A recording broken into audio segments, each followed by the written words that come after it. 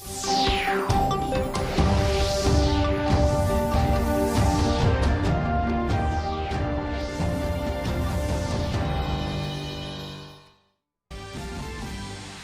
Minister Modi to co-chair the virtual summit between India and the 10 ASEAN nations. The summit is expected to focus on the measures to recover from economic turmoil triggered by COVID-19 pandemic and the ways to further broad-base the strategic ties.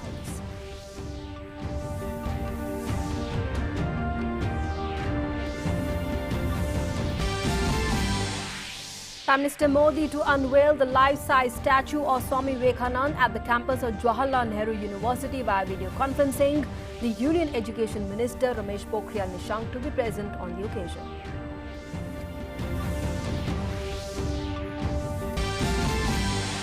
Prime Minister Modi says the cabinet decision of the PLI schemes for 10 sectors to boost manufacturing give opportunities to youth while making India a preferred investment destination.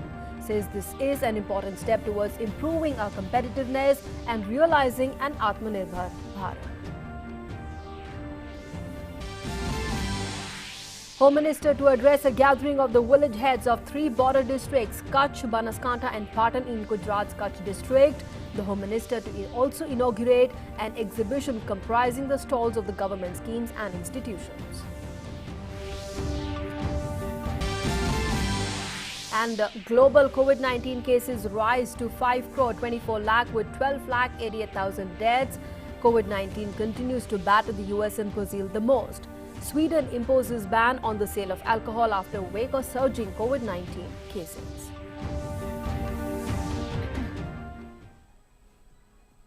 Hello and good morning. You're watching DD India with me, Nancy Kohli. Our top story: Prime Minister Narendra Modi, along with the Prime Minister of Vietnam, will co-chair the 17th ASEAN-India Summit today, 2020.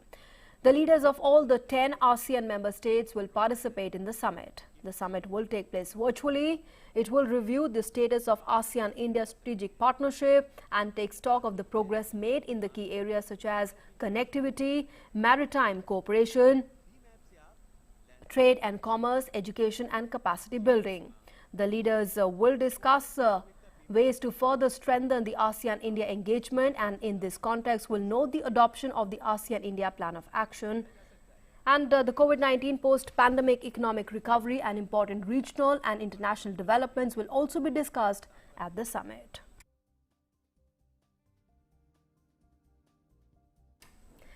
The ASEAN-India Summits provide the opportunity for India and ASEAN to engage at the highest level. The Prime Minister attended the 16th ASEAN-India Summit in Bangkok in November last year.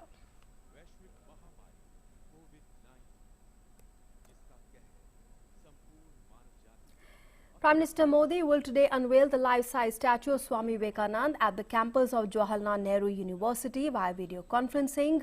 The Union Education Minister Ramesh Pokhriyal Nishank will also be present on the occasion. The philosophy and the mission of Swami Vivekananda beacon the youth of the country even today, and India feels proud to have had such a great personality who continues to inspire millions across the world.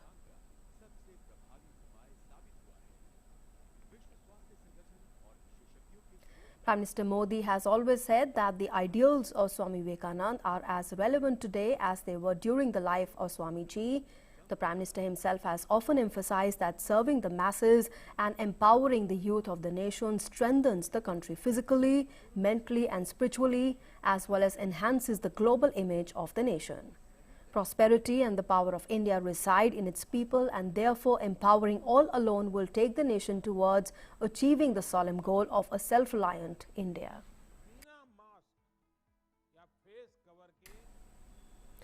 Prime Minister Narendra Modi said the cabinet decision of production-linked investment scheme for 10 sectors will boost manufacturing, give opportunities to the youth while making India a preferred investment destination. Prime Minister Modi has termed it as an important step towards improving our competitiveness and realizing an Atmanirbhar Bharat.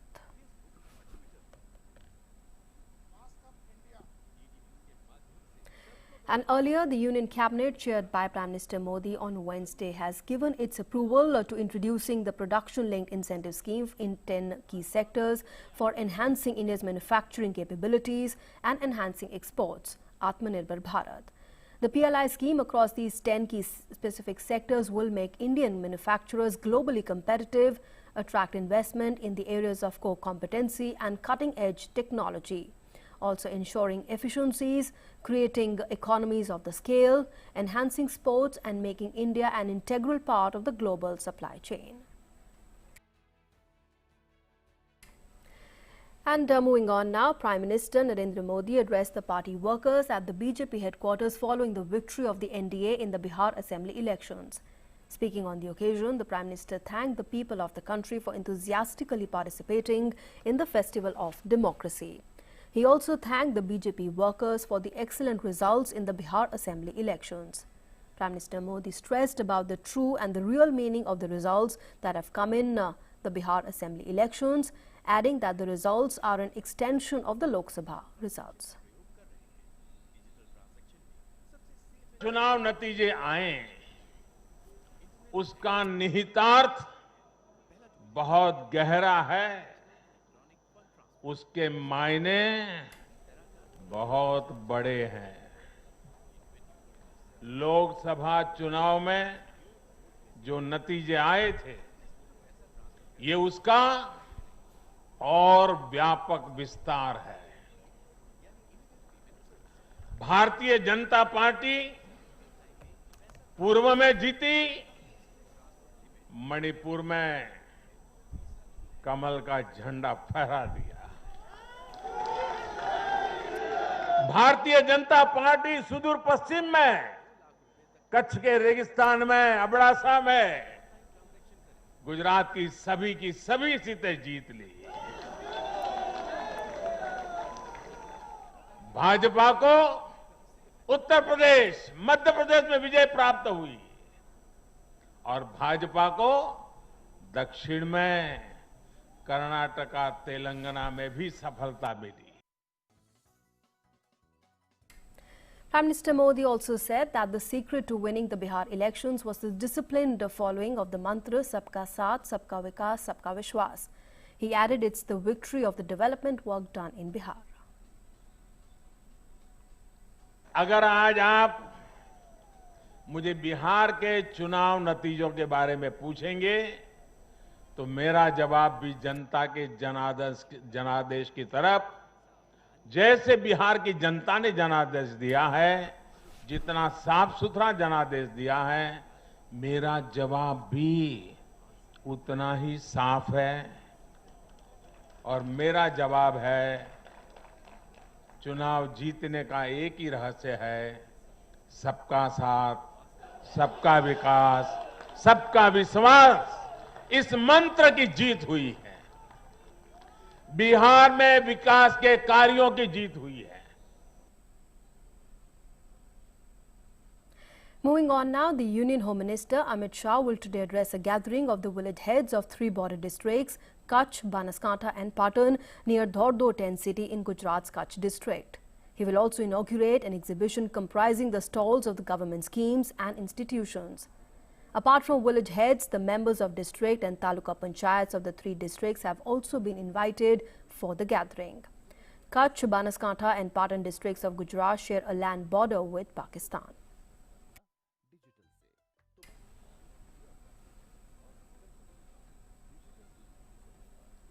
In yet another boost for the Indian Navy, the 5th Scorpion-class submarine Vakir of Project 75 launched in the Arabian Sea waters at Mazgaon dock. Vijay Nayak, the wife of MOS Defence Shripad Nayak, launched the submarine via video conferencing. Vakir is named after the sandfish, which is a deadly deep sea predator of the Indian Ocean. The state-of-the-art technology utilized in the Scorpion has ensured superior stealth features such as advanced acoustic absorption techniques, low radiated noise levels, the hydrodynamically optimized shape and the ability to launch crippling attack on the enemy using precision-guided weapons. The Minister of Commerce and Industry, Piyush Goyal, has invited global investors to invest in India, taking advantage of the huge domestic market and the conducive business environment in the country. In a conference, India Drivers of Change, organized by the Bank of America, the minister said that the country offers fair value for their investments. India is being seen as a trusted partner in the global value chains. The minister said the GST collections in October were 10% more than the corresponding period of last year, and Indian exports were also up by 5% in September. After a small dip in October, the exports in the first week of November have also shown 22% growth. He added the imports are also picking up, showing that economic activity is normalizing. The railway freight in the last 2 months has been 15% more than the corresponding period of the last year. The recent results of the Indian companies for the last quarter also show that things are returning to normalcy. He emphasized on 4 C's, and those are courage, confidence, competence and compassion, and said India is set to become a $5 trillion economy by 2025 and set the bar to $10 trillion in the next 7 to 8 years.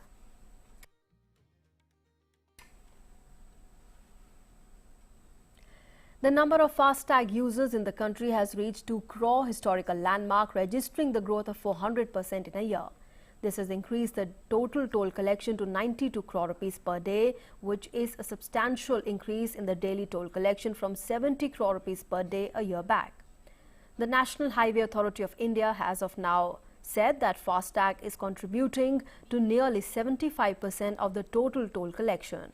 It said digital payment through FastTag is being actively promoted by the National Highway Authority of India to enhance the user experience on national highways and reduce pollution on the account of queuing of vehicles at the toll plazas. The government's direction to move towards 100% digital transaction for the payments at the toll plazas on the national highways provided the required impetus for the FastTag adoption. FastTag uses radio frequency identification technology that provides users a smooth and effortless crossover at the toll plazas without waiting and halting. The payment is made digitally through the FastTag link to the bank wallet.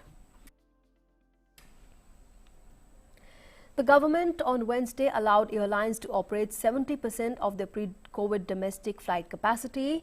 The aviation minister in a tweet said the aviation ministry is allowing domestic carriers to increase their operations from existing 60% to 70% of the pre-COVID approved capacity. Domestic operations recommenced with 30,000 passengers on 25th of May and have reached around 2 lakh on 8th November.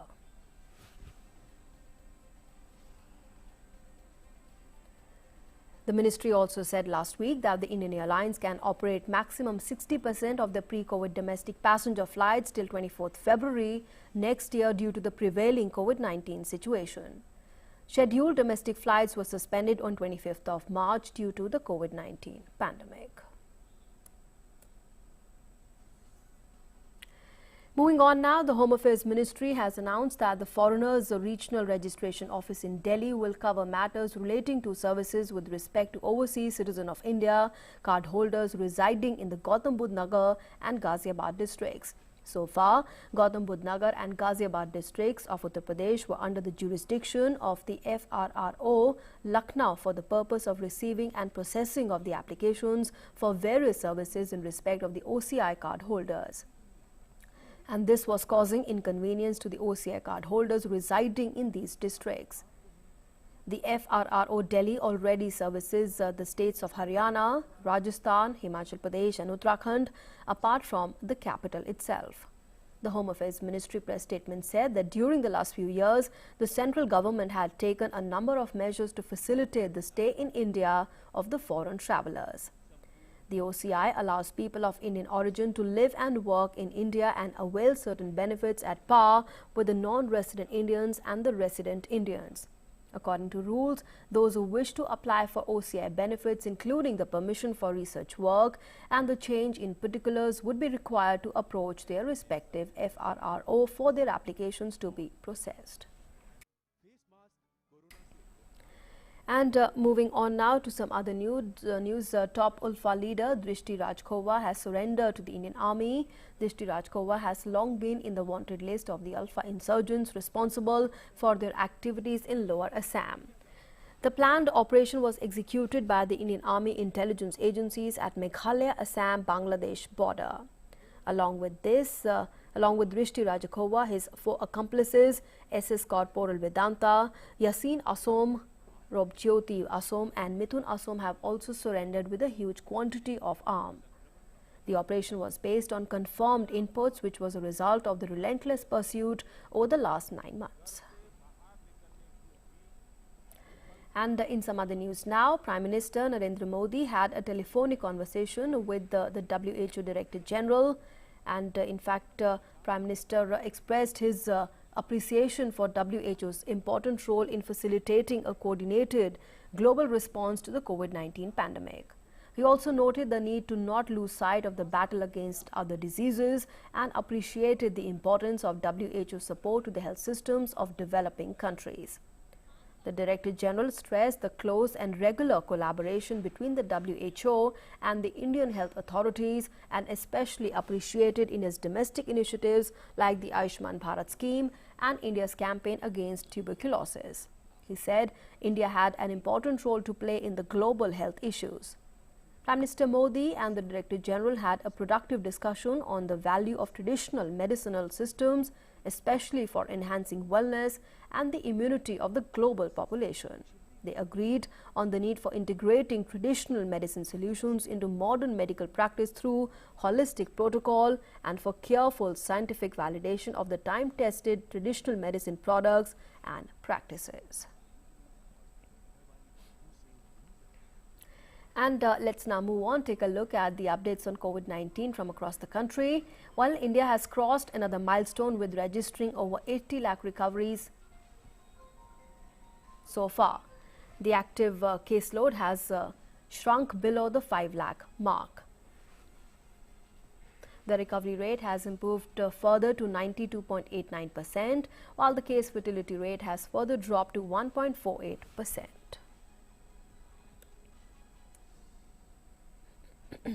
52,718 recoveries were recorded in 24 hours, taking the cumulative total of recovered or discharged COVID-19 patients to 80,66,501.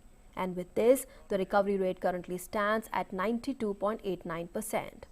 Now, India's three-pronged strategy of test, trace and treat is proving to be a success. The fatality rate has dropped to 1.48%. The number of active COVID-19 cases in India stands at 4,89,294, which is 5.63% of the total cases reported so far.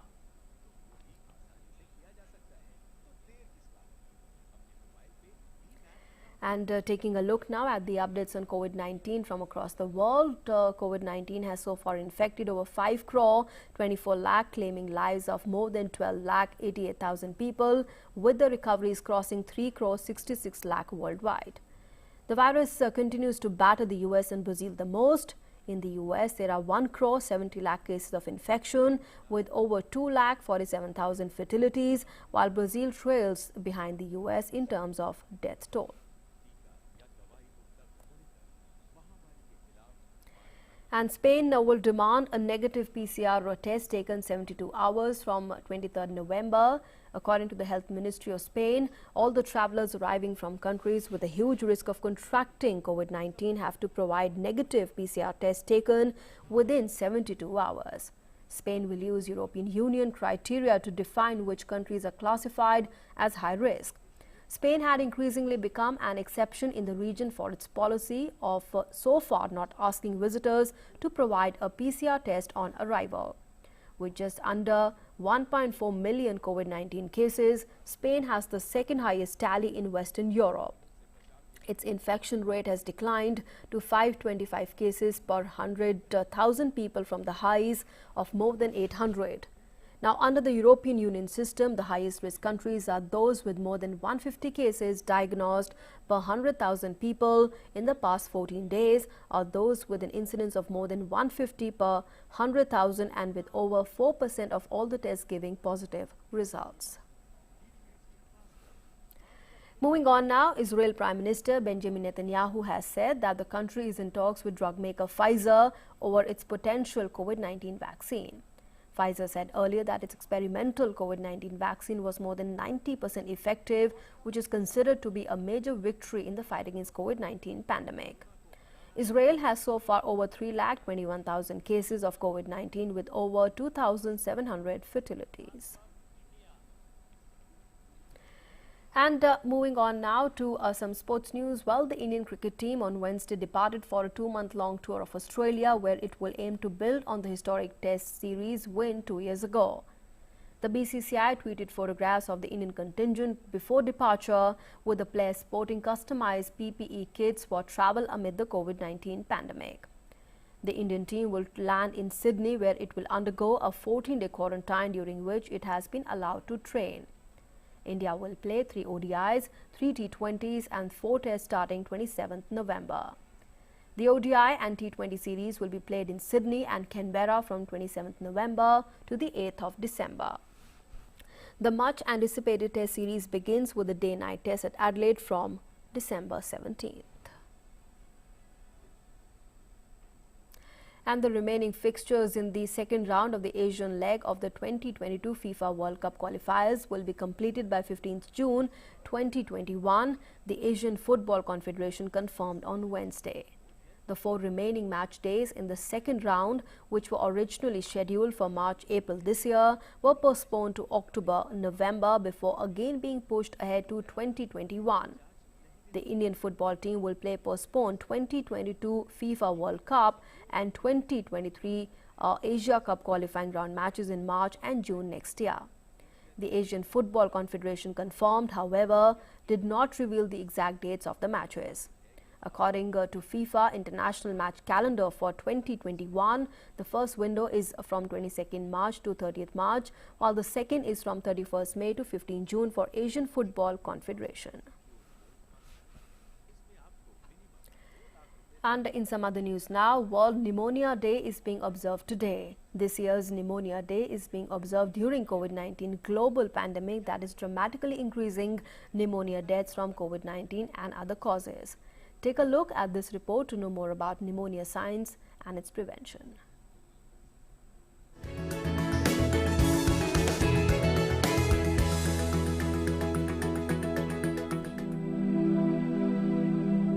Pneumonia comes in as a major health risk, especially for young children and elderly. Pneumonia is an infection of lungs caused by fungi, bacteria or viruses. Pneumonia can range in seriousness from mild to life-threatening condition. Pneumonia is an infection of the lung which is caused by bacteria, viruses, tuberculosis and other organisms. It presents as fever, cough, chest pain and shortness of breath. The diagnosis is achieved by physical examination and X-ray of the chest, and sometimes CT scan is required.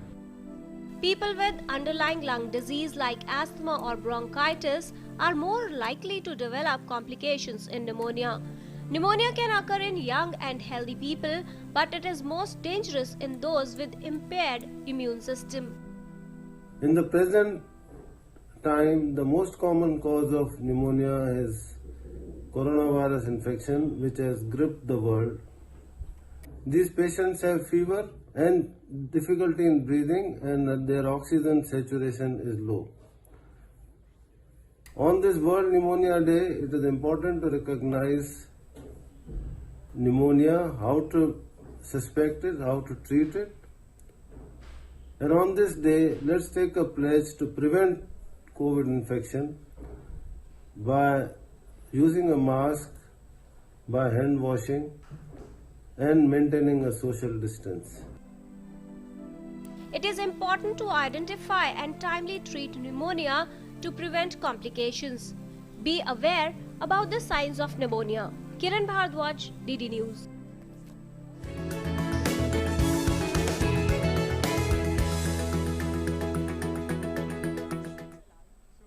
Today is the Public Service Broadcasting Day. It is celebrated every year on 12th November to mark Bapu's visit to All India Radio. Father of the nation Mahatma Gandhi visited the All India Radio on 12th November 1947. He addressed the displaced people who had temporarily settled at Kurukshetra in Haryana after partition. It was Bapu's first and only visit to All India Radio. To commemorate the visit of Bapu to All India Radio, the Public Service Broadcasting Day is celebrated every year on 12th November. And with that, it's a wrap on this edition of the news. Thanks for being with us. India.